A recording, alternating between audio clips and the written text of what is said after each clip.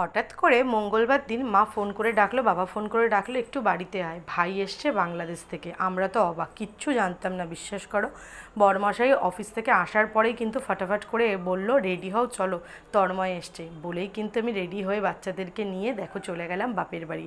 আর সেখানে গিয়ে জামাইবাবু আর শালার কিন্তু হচ্ছে কোলাকুলি। আর শালা তো অনেক ছোট, মানে আমার থেকেও অনেক ছোট আমার ভাই। তো কিন্তু নেমে কিন্তু আগে কিন্তু জামাইবাবুকে নমস্কার করলো। তারপরে আমি বললাম আয় আয় আয় আমাকেও নমস্কার কর, জানো তো আমাকেও নমস্কার করতে আসছিলো। আমি বললাম হ্যাঁ বোকা, নমস্কার করতে হবে না। তারপরে চলে আসলো আমাদের দোকানের মিষ্টি। দেখো এটা কিন্তু আমাদের দোকানের মিষ্টি, এই ওপরে যে মিষ্টিগুলো দেখছো সেটা কিন্তু পিওর ছানার বন্ধুরা। কিন্তু এই ছানার মিষ্টিগুলো যখন নিয়ে আসছিলো ভাই, তখন কিন্তু বর্ডারে ব্যাগের চাপে একদম ডিজাইনটাই নষ্ট হয়ে গেছে, পুরো ছানা।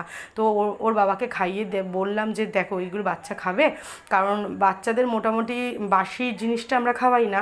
তো ভাই বললো আগের দিন আর কি করা হয়েছে, পরের দিন সকালে রওনা দিয়েছে, বিয়ে সন্ধ্যাবেলা ওরা এখানে ঢুকেছে। আর সেদিনকে গিয়ে মিষ্টিটা খাওয়ানোর ব্যাপার, তো ওর বাবা খেয়ে বললো হ্যাঁ হ্যাঁ খাওয়াতে পারবে, একদম টাটকা আছে। তো ফাটাফাট করে কিন্তু ওর বাবা ট্রাই করার পর আমি মাকে বললাম হ্যাঁ বাচ্চাদের খাইয়ে দাও। আর ওখানে একটা ক্ষীর আর ছানা দুটো মিক্সড করে একটা সন্দেশ দেখালাম তোমাদেরকে, কিন্তু ক্ষীর আর ছানানি যেটা মিক্সড সেইটা কিন্তু বাচ্চাদের দিই না, দিই শুধু ছানার মিষ্টিটাই।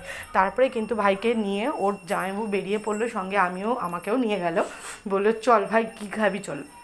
তো ভাইকে প্রথমে নিয়ে গেলাম ফুচকা খাওয়াতে, বললাম ভুট্টা খাবি, ও বললো না, তো বললো ফুচকা খাবে, তো ফুচকা খাওয়াতে গেলাম। ফুচকা টুচকা খেয়ে চলে আসলাম ভুট্টার দোকানে।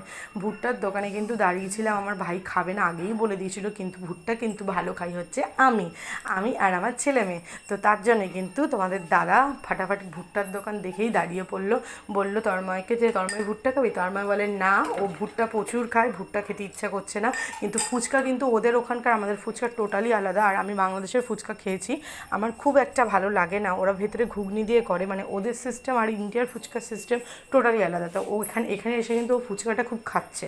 তারপরে কিন্তু ভুট্টাটা নিয়ে এসে দেখো পুচকেটাকে দেখালাম, পুচকেটা তো সে লাফিয়ে ধরতে যাবে। আর পাশের ঘরে দেখলাম ওর দিদামা সোনামাকে নিয়ে কিন্তু গানটা প্র্যাকটিস করাতে বসছে।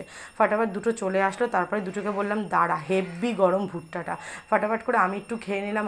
আর তাছাড়াও জানো তো বাচ্চাদের যে কোনো কিছু খাবার আমি দিতে গেলে বাইরের আগে কিন্তু আমি খেয়ে দেখে নিই, তারপরেই বাচ্চাদের দিই। তো আমি ফাটাফাট করে ভুট্টাটা খেয়ে নিলাম, খেয়ে দেখলাম হ্যাঁ ঠিকঠাক আছে, অনেকটাই ঠান্ডা হয়েছে। আর লেবু আর নুনটাও অতিরিক্ত নেই, পারফেক্ট আছে, খেতে পারবে। তার মধ্যে দেখো এই পুচকেটাকে ডেকেছি, পুচকেটা আবার অভিনয় করে, আবার একটু জিভ দিয়ে চেটে ও আমার মতন চেক করে যে এটা ভুট্টাটা ঠান্ডা আছে না গরম আছে, কতটা পাকা হলে এরম করতে পারে। যাই হোক, কাঠবিড়ালির মতন কিন্তু ফটাফট করে কামড়ে কামড়ে ওগুলোকে খেয়ে নিল। তারপরে খেয়ে নিল হচ্ছে সোনামা, তারপরে কিন্তু আবার আমি খেয়ে নিলাম। আর এদিকে দেখো মা চলে এসছে আমাদের বাংলাদেশের মিষ্টি নিয়ে। তো আমরা তো তন্ময়কে নিয়ে বাইরে ঘুরতে গেছিলাম, সেখান থেকে এসে ফুচকা টুচকা খেয়ে এসে যখন বসলাম, মা এসে মিষ্টিটা দিল। তো আমি কিন্তু এত মিষ্টি খেতে পারি না, আমি একটাই মিষ্টি খেলাম, মা 3-4টে করে দিয়েছিল।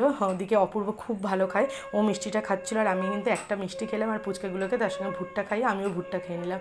তো তোমাদের এই পুরো ব্লগটা কেমন লাগলো অবশ্যই কমেন্টস করে জানিও, ভালো লাগলে লাইক শেয়ার করে দিও। টাটা বন্ধুরা, আর প্লিজ সবাই আমার সাথে থেকো।